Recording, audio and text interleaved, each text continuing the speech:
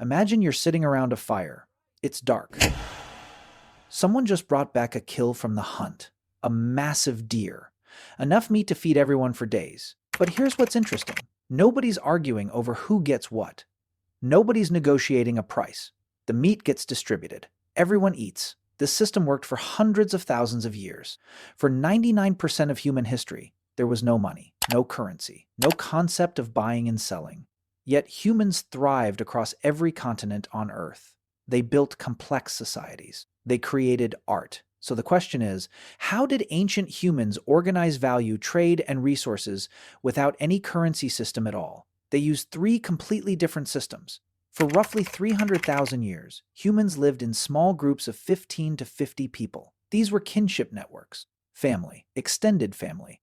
Everything operated on obligation, not transaction. You didn't buy food. You participated in a web of reciprocity that kept everyone alive. The most universal system was the gift economy. This wasn't random generosity. It was a calculated system of obligation and reciprocity. You hunt a large animal. You can't eat it all before it spoils. So you distribute. Ute it. You're creating a social debt that gets repaid later, maybe weeks or months later, when someone else makes a kill. Anthropologist Marshall Sahlins documented this among the Hadza people. When a hunter brings meat back, it's divided according to social rules. The hunter who made the kill doesn't necessarily get the largest portion. The successful hunter gains prestige through generosity. By distributing widely, they build obligation networks. Anthropologist Marcel Mauss found that gifts were never equal in value. That unequal exchange created an ongoing obligation. It kept the relationship alive.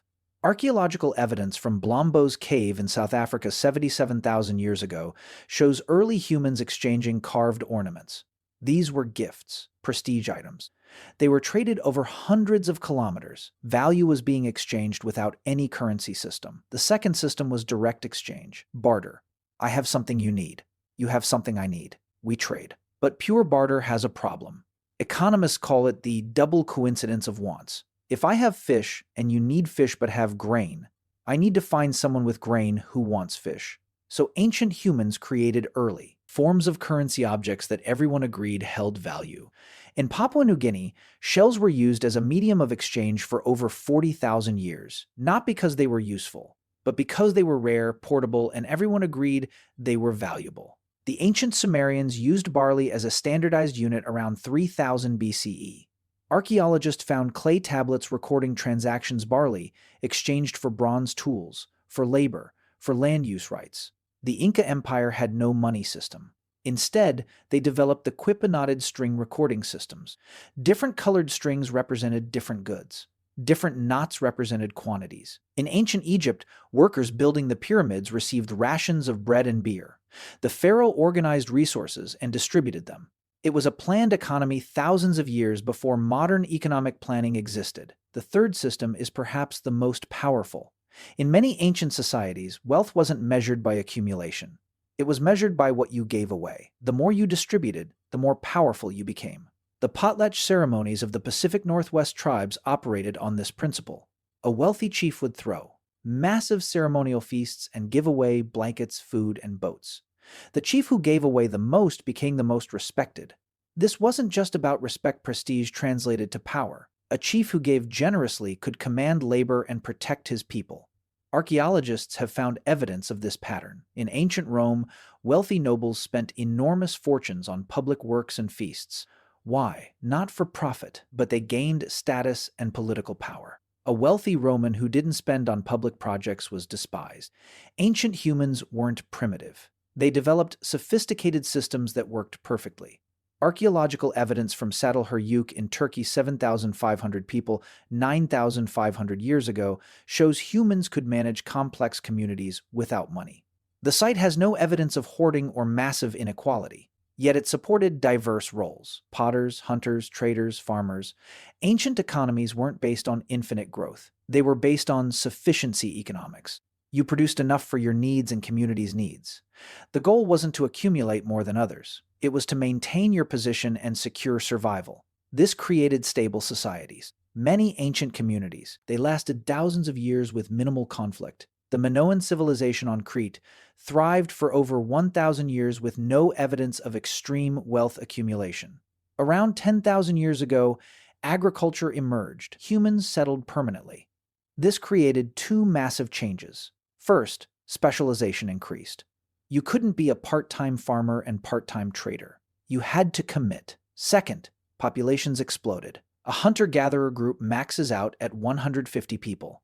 But agricultural settlements supported thousands.